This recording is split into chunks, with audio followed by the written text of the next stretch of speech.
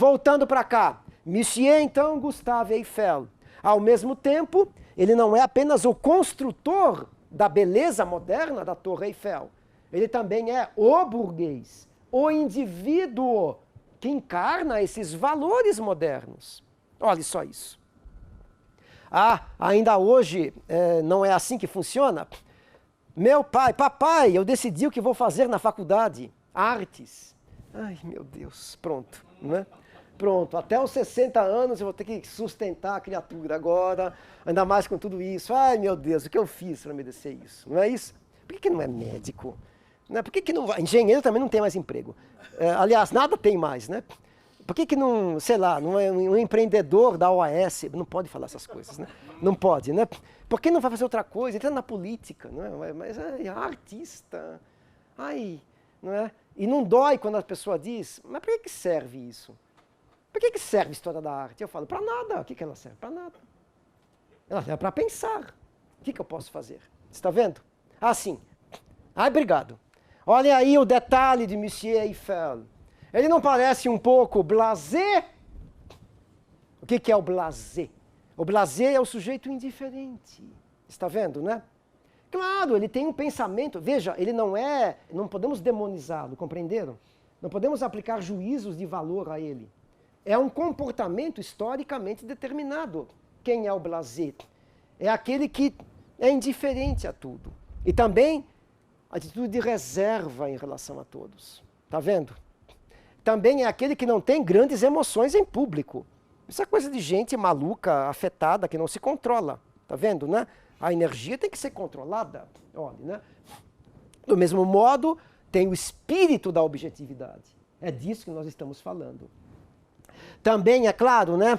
O blasé pode se transformar em alguém possuído pelo tédio também. Mas ele é mais do que isso. É o espírito da indiferença. E as relações entre os indivíduos dessa nova cultura também obedecem a isso, não obedecem? Que comportamento blasé é esse? O que formalização das relações são essas? Um exemplo concreto. Chego tarde no meu trabalho. Chego tarde, seja no escritório ou seja na empresa, na indústria onde eu trabalho. Vou conversar com o meu coordenador e digo a ele, o senhor me desculpe, eu cheguei muito tarde hoje porque minha mãe faleceu essa madrugada. Sabe, se ele for moderno, que ele vai me responder? E eu com isso? Claro! Ele está sendo impiedoso? Não. Ele está sendo burguês. Estão vendo? Procure o departamento pessoal. Não tem a lei para isso? Todos os casos não estão regulamentados por lei? Traga o atestado de óbito, você vai ter o direito que merece. Mas o dia de hoje vai ser descontado. A não ser que haja uma retroatividade da lei, Não tem nada a ver com isso. Tá vendo, né? Vejam, há variações.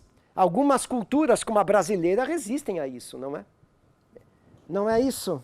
Nós resistimos a sermos modernos, não é?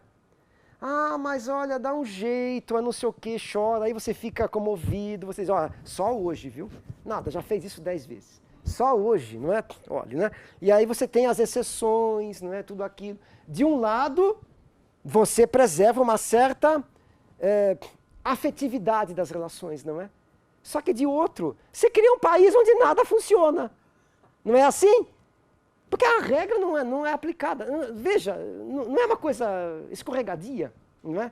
A regra não é aplicada, porque ela é muito dura, é muito violenta, é muito formal. Ao mesmo tempo, você tem essa cordialidade. O homem cordial, né, de Sérgio Buarque de Holanda, não é? Olha. Vamos voltar para cá, que é o que nos interessa. Olhem aqui, não é? Estão percebendo uma charge de jornal mostrando o senhor Gustave Eiffel vencendo. Olha o que ele tem aqui Ele tem a Notre-Dame de Paris aqui. Olha onde colocar na igreja, hein? Olha, né? E aqui a torre, né, uma das torres de Quéops, do Egito. Olha a Torre Eiffel como superou aquilo. Estão vendo? Olha, né? Gustave Eiffel terá fama internacional. Trabalhará em Portugal. Ele trabalhará muito no Porto e em Lisboa também. A famosa ponte lá do Porto é de Eiffel. E acreditem, Gustave Eiffel faz projetos no Brasil. ele faz uma pequena torrezinha, claro, muito pequena, provinciana, em Campos dos Goitacazes, no Rio de Janeiro. E vai fazer algumas intervenções pequenas, mais decorativas do que outra coisa, em Manaus, Amazonas, no ciclo da borracha. Olha, né? Vejam só para onde a coisa vai, não é? Por quê? Porque é o modelo fundamental de tudo isso. Olha a construção dela, olha o planejamento. Estão vendo? Esse é um dos diagramas, não é, para a Torre Eiffel, também pensando nos efeitos que ela podia ter no seu embasamento. Olha a construção da base dela. Ela nasceu assim, olha lá. Estão vendo aqui o concreto armado, não é? O aço já dentro do concreto? Olha, né? Olha a base como é sólida. Esse daqui é um campo de trabalho, olha, né? É um canteiro de obras. Claro que o Monsieur Eiffel organizava, coordenava tudo isso, mas é claro, tinha os engenheiros, né? Que eram é uma pirâmide, é uma linha de produção, não é? É como se chama um sistema hierarquizado de produção. Nesse sistema hierarquizado tem que haver especialistas, não generalistas. Não é assim? Cada um sabe o seu métier em especial. Senão a coisa não se encaixa. E olha como ela foi construída aos poucos. Olha como ela começa assim, tá vendo? Da base. Ela vai sendo levantada aos poucos. Olha essas treliças, né? Impressionantes. Claro que é cálculo matemático puro por trás disso, né? Cálculo estrutural, mas sobretudo o material empregado, não se esqueçam, né? Que é o aço, não é? Com carbono.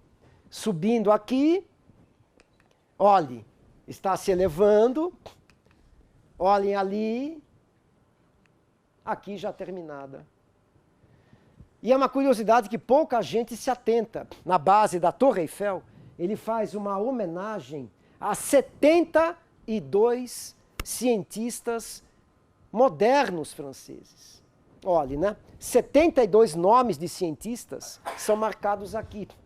O que é, então, a ciência experimental? Não se esqueçam, ela lentamente se desenvolve ao longo do século XVIII, o iluminismo, não é? Ela rompe com a filosofia, porque, vejam, o cientista era chamado philosophical doctor, PhD. Os americanos usam esse termo ainda, mas não tem sentido mais nenhum, são especialistas. Filosofia não serve para nada, não é? Como um médico disse para mim, isso é coisa de doido, não vai atrás disso, que não fica pobre e não adianta nada. Tem razão, não é, olha, né? Então, o que é o doutor em filosofia? René Descartes não era um filósofo? Era matemático também, não era? Não, mas vamos mais longe, já que estamos com 500 anos. Leonardo da Vinci, o Renascimento. Ele não era engenheiro? Era.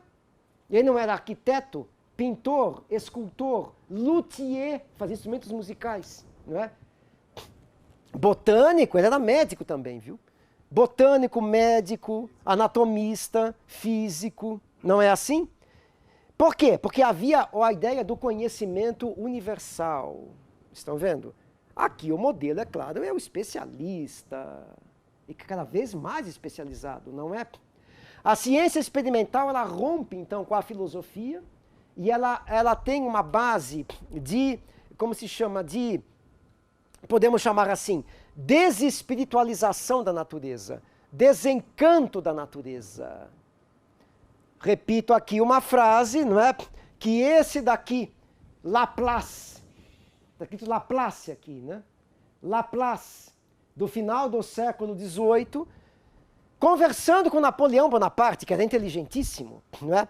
Napoleão pergunta ao Monsieur Laplace, que era um físico-químico, né? Monsieur Laplace, o senhor explica a natureza com as suas fórmulas matemáticas de maneira maravilhosa. O senhor consegue explicar tudo como funciona. O senhor superou até o Newton da Inglaterra. É maravilhoso. Agora me responda uma coisa, Monsieur Laplace. Danado ele. Onde o senhor coloca Deus na sua teoria? Laplace diz, Monsieur Imperador, Deus é uma hipótese completamente dispensável no meu sistema. Porque eu não estou perguntando quem criou a natureza. Eu quero saber como ela funciona. Pronto, isso é ciência. Percebem? Aplique isso à medicina para você ver como é perigoso. Não é? Deus me livre e guarde. Tem médicos nos ouvindo e é essa brincadeira, gente. Por favor, não vão me processar, hein? Parece uma espécie de engenheiro do corpo, não é? Não é assim. Troca uma pecinha aqui, toma ali, não sei o quê. Né? Vai falar de energia, fluido vital, elan vital. Para um médico, ele vai dizer, olha, isso aí é feitiçaria, não é ciência. Não é? A homeopatia mesmo não foi jogada fora do campo da ciência. Você não sabe o mecanismo, como ela atua. Olhem, Laplace, depois Dulong, Charles. Olha quem está aqui. Lembra do Lavoisier? Esse todo mundo conhece, não é? Olha o Ampère. Ampère, eletricidade. Né? Amperagem, Ampère. Olha, né? Lavoisier não é aquele que vai dizer, na natureza, nada se cria. Nada se perde. Tudo se transforma. Não é assim? Princípio da conservação da massa e da energia. Não é? Gente, olha, é um elogio ao pensamento técnico moderno. Não é? Não que a ciência moderna experimental esteja errada, não é nada disso. Ela produz um discurso novo sobre o mundo. Uma verdade nova, que é a nossa hoje, não é? Não ensinaram para nós que o cientista nunca está errado? Que o artista é doido? Não é assim? Ah, e a benzedeira, então, pelo amor de Deus, você vai tomar aquele remédio, aquele chá, vai fazer mal. E se curar, não, mas aí é porque você tomou o remédio junto. Né? Certo? Ou seja, os saberes tradicionais perdem na hierarquia dos saberes modernos. Estão percebendo como isso tudo é um imaginário extraordinário desse novo mundo, gente? Olha, né? Então, se você prestar atenção na base da Torre Eiffel, tem esses 72 nomes, eu trouxe apenas aqui os mais interessantes para nós, né? Desse novo mundo. Porque a natureza também não está sendo tecnificada, as relações sociais também. Vamos avançar mais um pouquinho. Olha aí, o primeiro elevador que sobe a Torre Eiffel. Olhem aqui. Havia um operador, uma espécie de trenzinho vertical, estão vendo? Olhem, né? As pessoas sentadas, imagina como não venta lá em cima com essas roupas todas, né? E de lá você tem uma visão maravilhosa, não é? Gente, não havia avião ainda, já tinha o dirigível não tinha, era apenas balão. O dirigível depois é que vai ter a visão aérea, não é? Você imagina a emoção que é você olhar toda a cidade de cima, como se fosse o próprio Deus. Voo do azul, o voo da águia, o voo do pássaro de cima. Nossa! Quer dizer, não é só promessa. Esses cientistas vieram para valer mesmo, hein? O negócio funciona. Olhe. Outra coisa importante, olhem aqui a casa das máquinas, né? Dos elevadores lá da Exposição Universal. Inicialmente tudo mecânico, a energia elétrica de 1900 em diante, né? Sistematicamente usada, né? Olhe, né? Mas aqui ainda era um sistema ainda de vapor, né? De caldeiras, tudo isso assim. Olha então a construção dela e ali a imagem que nós vimos, né? Olhe, né? Olhe pôsteres da Exposição Universal, gente, de Paris. Os caminhos de ferro, Paris, Lyon, Mediterrâneo. Caminhos de ferro, ferrovias, não é? Olhe, né? A inauguração da exposição, com redução e tudo isso. Olhem aqui o pavilhão das indústrias. Estão vendo? Tudo isso foi desmontado, hein? Depois da exposição. Apenas ela permaneceu, não é? Olha então um ticket de ingresso. Olhem aqui um outro postal. Dá para vocês verem, pequenininho aqui, a bandeira dos Estados Unidos e do Brasil. Aqui, ó. O Brasil tinha, sim, tecnologia agrícola. O café não era o nosso carro-chefe, mas havia algodão também, viu? Havia cacau, havia tabaco, não havia apenas monocultura do café, que ele era o mais importante, né? E por incrível que pareça, a gente não pode achar que eram em pleno século XIX, no Brasil, as nossas fazendas eram apenas artesanais ou improvisadas. Não, elas aplicavam conhecimento científico da época nas fazendas. A República fará isso, mas o Império fez também. Institutos agronômicos são abertos Brasil afora. Claro, os mais importantes ficavam nas áreas produtoras, Campinas e Ribeirão Preto, não é? Se criam institutos agronômicos, né? Depois engenharias agrícolas, olha, né? Mas havia a produção. O Brasil, como eu disse para vocês, participa também de lá. Lógico, é produção agrícola. Claro que você não pode competir com produção industrial. Nós não acumulamos capital, não é assim? E até hoje não conseguimos investir na nossa economia, não é? É uma outra questão. Mas olhem aqui também todo o imaginário disso. Olhem uma outra gravura pintada. Estão vendo?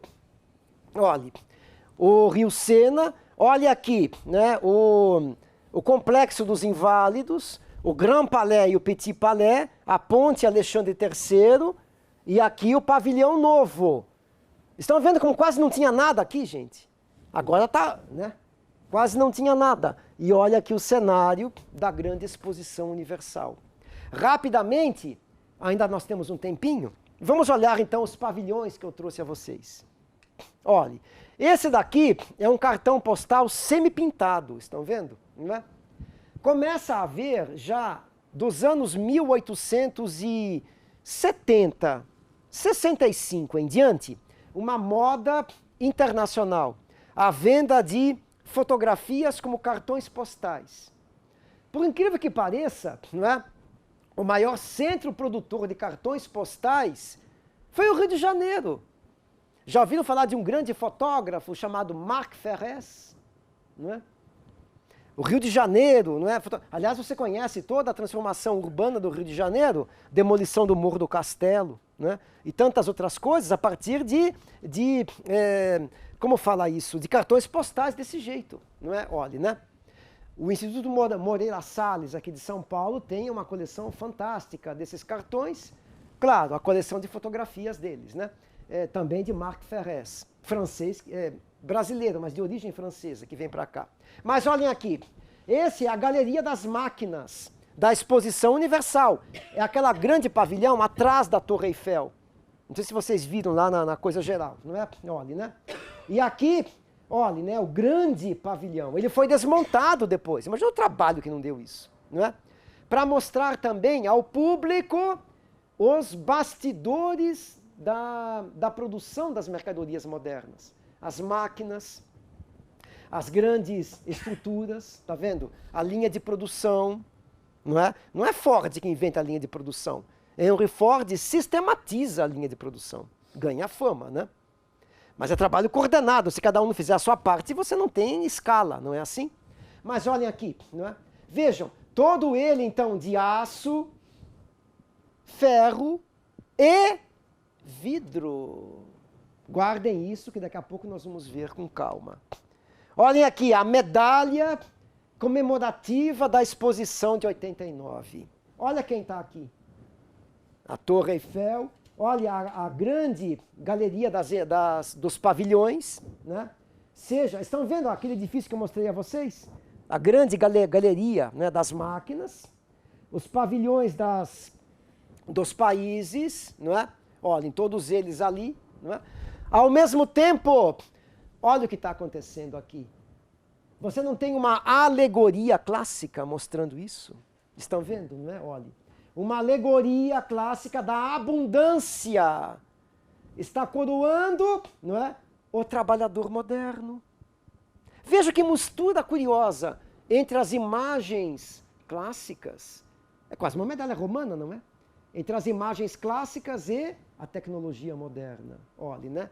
É fundamental se imantar com a nobreza, com a grandeza do discurso da arte tradicional, para que você tenha isso tudo associado com isso.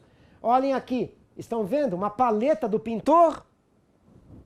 Uma coluna de capitel jônico, pintura, escultura, arquitetura, e ao mesmo tempo, olhem aqui a forja e, é claro, o mundo moderno. Vejam, né? É uma espécie de mistura entre o imaginário antigo e o imaginário industrial. E ele está sendo coroado com uma coroa de louros. Não é assim? Olhe, né? E há essa pretensão de superar, então, tudo que foi feito antes. É muito comum também esta associação dessas alegorias, né, tradicionais da história da arte com o mundo moderno. Você vai encontrar isso até o século XX, por exemplo, nas poéticas fascistas, né? E até da industrialização brasileira, por que não? Não é? Isso é um fenômeno internacional. Do mesmo jeito, imagina a grande festa que foi isso. Atenção, não era apenas para vender produtos, era para acreditar neste imaginário. É uma sociedade que estava glorificando a si mesma. E pela primeira vez na história, ela dizia em alto e bom som: nós superamos definitivamente o passado. Agora o passado nos diz pouco. Sabe o que nos interessa? O futuro. O futuro, até o século XIX, era uma palavra sem sentido. Olha que coisa curiosa. O futuro não existe, gente. O que vai acontecer hoje à noite? Não sei, eu posso morrer, não posso? Não sei. Não há como saber. Existem milhares de possibilidades, não existem? Eu posso ir para casa, não é? Posso ficar em São Paulo, não é? Posso ir dormir, posso ver televisão, posso fazer coisas que eu não posso dizer aqui, é evidente, seria uma grosseria horrorosa, não é? Não é isso? Depende do que eu decidir, não é? Está em aberto. O futuro não existe, é um feixe de possibilidades. Agora, o futuro pode ser planejado, não pode? Sabe o nome disso? Progresso. Eu não posso planejar tudo, não é? Com isso, eu domestico o tempo. Na minha cabeça, é lógico, não é? Aí os meus projetos dão todos errados. Não é isso, não é? Claro que vão dar errado, não tem como dar certo, não é? Mas aí você coloca algum demônio de plantão como culpado e pronto, não é? Então vejam, gente, toda essa celebração está acontecendo. Vamos fazer uma paradinha, em seguida nós vamos ver os pavilhões, vamos falar também das consequências para as artes e da primeira exposição, que Paris tenta superar. O Crystal Palace, no Hyde Park, em Londres, 1851. E depois, né, falando um pouquinho como tudo isso vai se entranhando na sociedade moderna.